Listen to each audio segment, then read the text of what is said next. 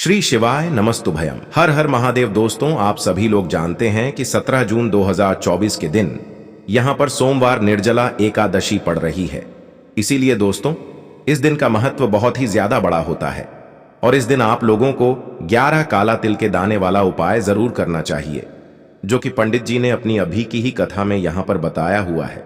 तो दोस्तों, इस उपाय को आपको कैसे करना है, कब करना है, कहां पर करना है और उपाय को करते समय आपको किन किन बातों का ध्यान रखना है, यह सारी जानकारी हम आपको इस वीडियो में देंगे। तो चलिए दोस्तों, उपाय को शुरू करते हैं। देखिए, यह दिन इतना खास होता है, इतना महत्वपूर्ण होता है। देखा गया है कभी कभी बड़े बड़े पूजा पाठ अनुष्ठान से जो मनोकामना पूर्ण नहीं होती है, वह 17 जून 2024 सोमवार के दिन एक छोटे से उपाय करने से ही आपकी मनोकामना पूर्ण हो जाती है। और बहुत सारे लोगों ने इस उपाय को किया भी है और उनको इस उपाय को करने का फल भी जरूर मिला है।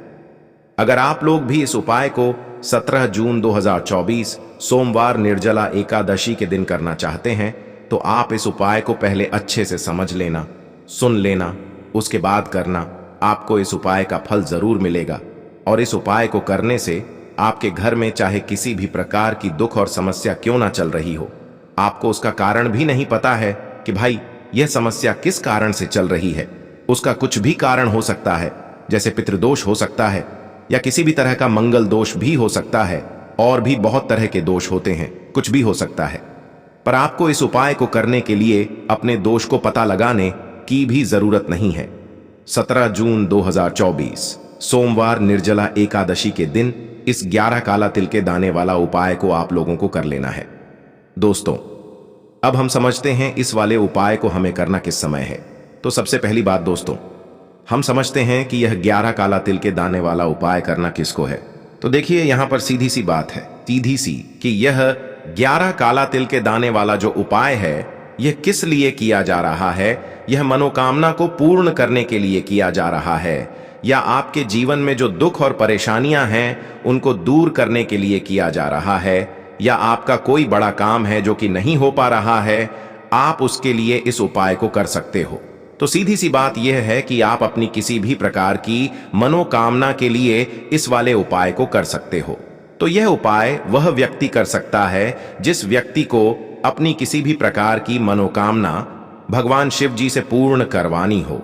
और अगर कोई भी माताएं बहनें जो हैं अपने घर की सुख और शांति के लिए, घर में धन समृद्धि को बढ़ाने के लिए वाला उपाय करना चाहती हैं, तो घर की जो बड़ी माताएं बहनें होंगी वह इस 11 काला तिल के दाने वाला उपाय को विशेष रूप से करें, क्योंकि माताएं बहनें घर की लक्ष्मी होती हैं और जब घर की लक्ष्मी कोई विशेष उपाय करती है तो उसका फल ही बहुत जल्दी मिल जाता है और बहुत बड़ा होकर मिलता है।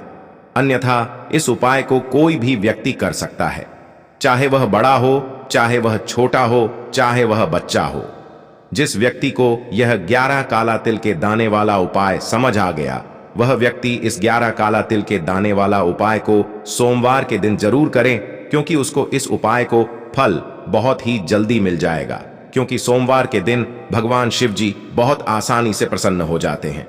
तो आइए अब हम समझते हैं कि इस 11 काला तिल के दाने वाला उपाय को आपको करना कैसे है और इस उपाय को करने का जो समय है वह क्या है। तो देखिए, इस 17 जून 2024 सोमवार के दिन किए जाने वाले यह 11 काला तिल के दाने वाला उपाय जो उपाय है, यह मुख्य रूप से सुबह के समय होगा। किस समय होगा? सुबह के समय होगा। आपको कोशिश यही करनी है कि सुबह के समय हम इस 11 काला तिल के दाने वाला उपाय को कर लें। पर किसी कारणवश अगर आप सुबह इस उपाय को ना कर पाओ, आपको कहीं काम से जाना हो या किसी और काम की वजह से आप उपाय को ना कर पाओ, तो आपके पास फिर दूसरा मौका रहेगा, जो कि शाम के समय का रहेगा, प्रदोष काल का रहेगा। अब भाई, प्रदोष काल का समय भी एक बहुत ही लोगों के मन में प्रश्न बन जाता है कि भाई यह समय होता कब है, कितने बजे से लेकर कितने बजे यह समय होता है, ताकि हमें उपाय के लिए जो है करने का समय पता लग जाए। तो हम आपको बता दें, प्रदोष काल का जो एक समय होता है, शाम का समय, वो होता है शाम के 6 बजे से लेकर शाम के 7 बजे के बीच का। इस समय के बीच में आप उपाय को करेंगे तो आपको उस उपाय का जरूर फल मिलेगा। तो शाम के 6 बजे से लेकर शाम के 7 बजे के बीच में आप लोग इस 11 काला तिल के दाने वाला उपाय को कर सकते हो। तो भैया बहुत सारे लोग यहाँ पर यह प्रश्न भी जरूर करेंगे कि भाई हम तो नौकरी पर जाते हैं, हम अपनी ड्यूटी पर जाते हैं और आने में हमें देर हो जाती है, तो उस जगह पर हमें क्या करना चाहिए। तो देखिए, उन लोगों को भी टेंशन लेने की जरूरत नहीं है। अगर आप लोग इस उपाय को शाम के समय प्रदोष काल में कर रहे हैं और अगर आप आने में देरी भी हो जाती है, आपको आने में 7 बजे तक आप नहीं पहुंच पाते हो, तो भाई आप 7 या रात 8 बजे तक भी अगर उपाय को करोगे तो भी चल जाएगा। और अगर इससे भी थोड़ा देर हो जाती तो भी आप उपाय को कर सकते हो, क्योंकि सोमवार का दिन है। यह दिन बहुत ही कम आता है पूरे साल भर में, इसलिए जब आपको मौका मिल जाए, जब आप इस उपाय को जरूर कर लेना। कोई भी उपाय हो आप कभी भी कर सकते हो। 17 जून 2024 सोमवार निर्जला एकादशी के दिन बस कोशिश करना कि समय के थोड़ा मतलब अंतर्गत ही कर लो, पर किसी कारणवश अगर ना कर पाओ तो फिर आप थोड़ा देरी से भी कर सकते हो। आपको उपाय का फल जरूर मिलेगा। अगर आपके जीवन में बहुत ज्यादा समस्याएं चल रही हैं, लड़ाई झगड़ों से आप बहुत ज्यादा परेशान हो चुके हैं, कर्ज लगातार बढ़ता जा रहा है, कर्ज आप चुका नहीं पा रहे हैं, तो पूज्य गुरुजी ने कहा कि इस 17 जून 2024 सोमवार निर्जला एकादशी की तिथि में आप सिर्फ यह काले तिल वाले उपाय करिएगा। इससे आपके जीवन के सारे संकट समाप्त हो जाएंगे। तो चलिए जानते हैं गुरुजी द्वारा बताए गए सबसे पहले उपाय के बारे में। लेकिन उससे पहले एक प्रार्थना, अगर आप चैनल पर नए हैं तो कृपया चैनल को सब्सक्राइब अवश्य कर लें। देखिए, इस वीडियो में हम लोग पूज्य गुरुजी द्वारा बताए गए कुछ बहुत ही खास उपायों के बारे में जानेंगे। यह उपाय आपको सिर्फ और सिर्फ एकादशी की तिथि में ही करने चाहिए। अगर इन उपायों को आप इस ज्येष्ठ मास में पड़ने वाली इस सोमवार की निर्जला एकादशी में करते हैं तो इससे आपके जीवन में विशेष परिवर्तन होंगे। आपको धन की प्राप्ति होगी, मनोकामनाएं आपकी परिपूर्ण होंगी तथा आपके सारे संकट समाप्त हो जाएंगे। यह ज्येष्ठ मास में ने वाली निर्जला एकादशी हम सभी के लिए बहुत ही खास है। तो चलिए जानते हैं पूज्य गुरुजी द्वारा बताए गए सबसे पहले उपाय के बारे में। देखिए, इस उपाय के लिए आपको एक लोटा जल ले लेना है। तांबे के पात्र में आपको अपने घर से जल ले लेना है। इसी के साथ आपको थोड़े से काले तिल के दाने ले लेने हैं। आप चाहे तो 11 काले तिल के दाने ले लें या फिर 21 काले तिल के दाने ले लें। काले तिल के दाने भगवान विष्णु के पसीने से उत्पन्न हुए हैं, इसलिए अगर काले तिल के दाने का कोई भी उपाय शिवलिंग के ऊपर किया जाए तो इससे हमारे महादेव भी हमसे प्रसन्न होते हैं और साथ ही साथ भगवान विष्णु भी प्रसन्न होते हैं। निर्जला एकादशी की भी भगवान विष्णु को समर्पित होती है, इसलिए हमें यह काले तिल वाला उपाय विशेष रूप से करना चाहिए। इसी के साथ आपको ले लेना है एक गुड़ का टुकड़ा, 1 या 2 छोटे छोटे गुड़ के टुकड़े आप ले सकते हैं। अब ये सारी सामग्री लेकर आपको शिवालय पहुंच जाना है। देखिए, इस उपाय को आप सुबह करना चाहे तो सुबह कर लें और शाम को करना चाहे तो शाम को कर लें। पूरे दिन में किसी भी समय आप इस उपाय को कर सकते हैं। देखिए, आप निर्जला एकादशी की तिथि में एक कार्य और करिएगा। जब भी आप सुबह सुबह स्नान किया करिए तो निर्जला एकादशी की तिथि में थोड़े से काले तिल के दाने अपने स्नान वाले जल में जरूर डाल लिया करें। थोड़े से काले तिल के दाने अपने स्नान वाले जल में डालकर फिर उस जल से स्नान किया करिए। इससे हमारे भाग्य में उदय होता है, हमारे दुर्भाग्य का अंत होता है। इसलिए आप यह कार्य प्रत्येक निर्जला एकादशी को जरूर करिएगा। अब देखिए, इस उपाय के लिए आपने सारी सामग्री लेकर आप शिवालय पहुंच गए। अब शिवालय पहुंचने के बाद सबसे पहले आप दक्षिण दिशा में बैठ जाइए और उत्तर दिशा की तरफ अपना फेस कर लीजिए। लेकिन अगर शिवालय में भीड़ है तो फिर ऐसी स्थिति में आप किसी भी दिशा में बैठकर शिवलिंग की पूजा प्रार्थना कर सकते हैं। अब आप ये जो काले तिल के दाने लेकर आए हैं, इनको एक एक करके इसे एक लोटे जल में डालते जाइए और लगातार श्री शिवाय नमस्तुभ्यम मंत्र का स्मरण करते जाइए। एक काले तिल के दाने को एक लोटे जल में डालिए, श्री शिवाय नमस्तुभ्यम मंत्र बोलिए, फिर काला तिल का दाना डालिए, श्री शिवाय नमस्तुभ्यम मंत्र बोलिए। ऐसे ही आपको ये पूरे 11 काले तिल के दाने डाल देने हैं और 11 बार श्री शिवाय नमस्तुभ्यम मंत्र का स्मरण कर लेना है। फिर इसके बाद आप 1 या 2 जितने भी गुड़ के टुकड़े लेकर आए हैं उनको भी इसे एक लोटे जल में डाल लीजिए और श्री शिवाय नमस्तुभयम मंत्र का स्मरण कर लीजिए। अब आपका यह एक लोटे जल का मिश्रण तैयार हो गया है। इस एक लोटे जल के मिश्रण को आप धीरे धीरे शिवलिंग के ऊपर समर्पित करते जाइए और लगातार श्री शिवाय नमस्तुभ्यम मंत्र का स्मरण करते जाइए। पूज्य गुरुजी हमेशा अपनी शिव महापुराण की कथा में कहते हैं कि जल आपको बिल्कुल धीरे धीरे समर्पित करना चाहिए और जल समर्पित करते हुए आप कम से कम 11 बार श्री शिवाय नमः सभ्य मंत्र का स्मरण जरूर करिएगा।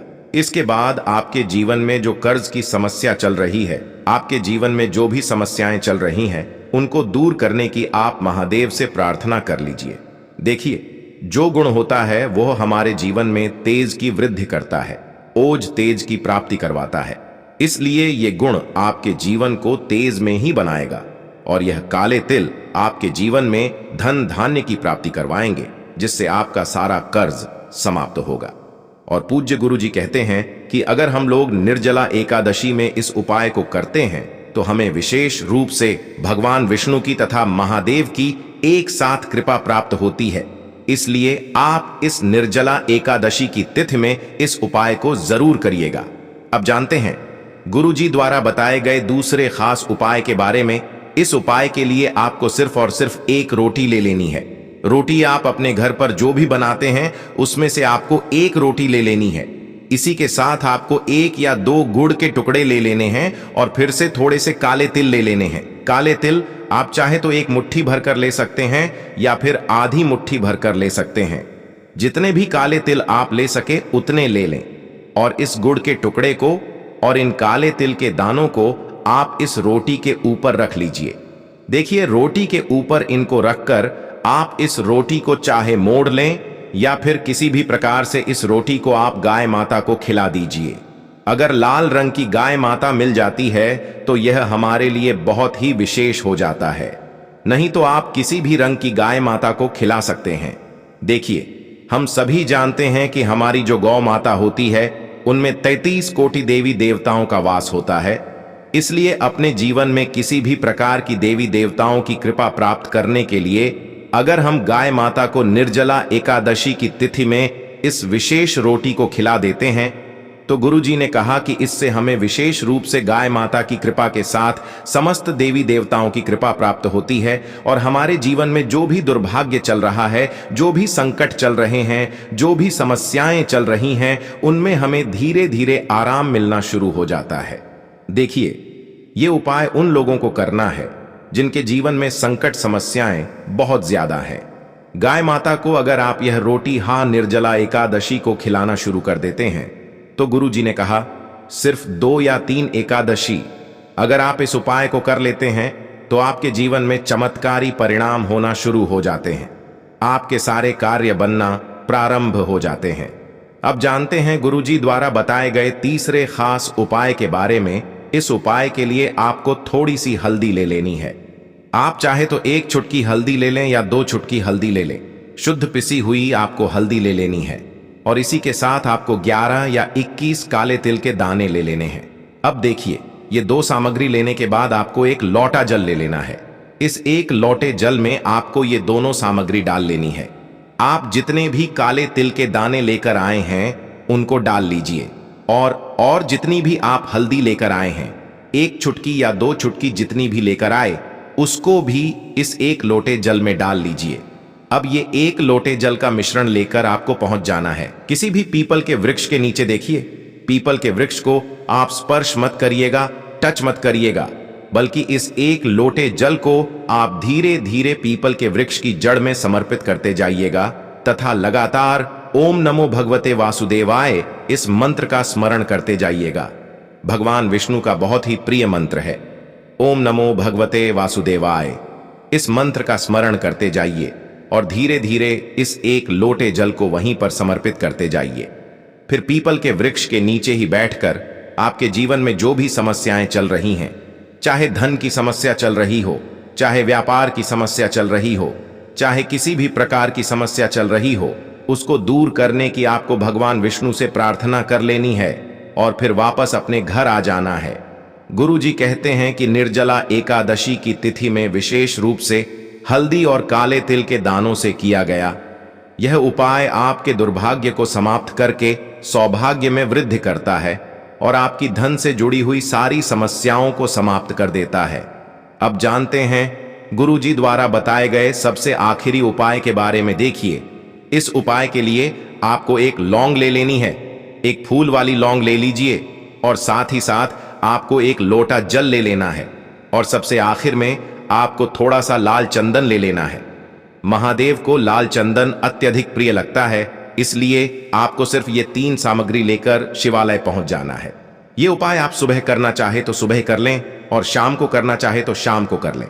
शिवालय पहुंचने के बाद सबसे पहले आप जो लाल चंदन लेकर आए हैं उसको धीरे धीरे शिवलिंग में इस लाल चंदन का लेपन करते जाइए और लेपन करते हुए आपको लगातार श्री शिवाय नमस्तुभ्यम मंत्र का स्मरण करते जाना है। पूज्य गुरु जी ने कहा कि आपको अपने मन में बहुत ही सुंदर भाव रखने हैं कि मेरे जीवन में जो समस्याएं चल रही हैं वे सारी समस्याएं समाप्त हो रही हैं। चाहे आपका विवाह ना हो रहा हो, विशेष रूप से अगर आपका विवाह नहीं हो पा रहा, या फिर कर्ज की समस्या चल रही है, या फिर किसी भी प्रकार की समस्या है, तो अपने मन में आपको बहुत ही शुभ भाव रखने हैं और उन्हीं शुभ भाव को रखते हुए श्री शिवाय नमस्तुभ्यम मंत्र का स्मरण करना है और इस चंदन का लेपन करते जाना है। इसके बाद आप जो एक लौंग लेकर आए हैं उसको इस एक लोटे जल में डाल लेना है और फिर ये एक लोटा जल आपको धीरे धीरे शिवलिंग के ऊपर समर्पित करते जाना है। जल समर्पित करते हुए आप लगातार श्री शिवाय नमस्तुभ्यम मंत्र का स्मरण जरूर करिएगा। इसके बाद वहीं शिवलिंग के सामने बैठकर बाबा से प्रार्थना करते हुए, उनसे अपनी मनोकामना बोलते हुए तथा श्री शिवाय नमोस्तु मंत्र का लगातार स्मरण करते हुए, पूज्य गुरुजी हमेशा अपनी कथा में कहते हैं कि हमें इस मंत्र का पूरे दिन में कई बार उच्चारण करना चाहिए। इसलिए आप लोग श्री शिवाय नमोस्तु मंत्र का स्मरण करते हुए फिर वापस अपने घर आ जाइए। गुरुजी ने कहा कि महादेव को प्रसन्न करके अपनी मनोकामना को परिपूर्ण करने के लिए यह उपाय सर्वश्रेष्ठ है। तो दोस्तों, ये थे जी गुरुजी द्वारा बताए गए कुछ बहुत ही खास उपाय। अगर आपको जानकारी अच्छी लगी हो तो वीडियो लाइक करिएगा। मिलते हैं फिर एक नए वीडियो के साथ। श्री शिवाय नमस्तुभयम।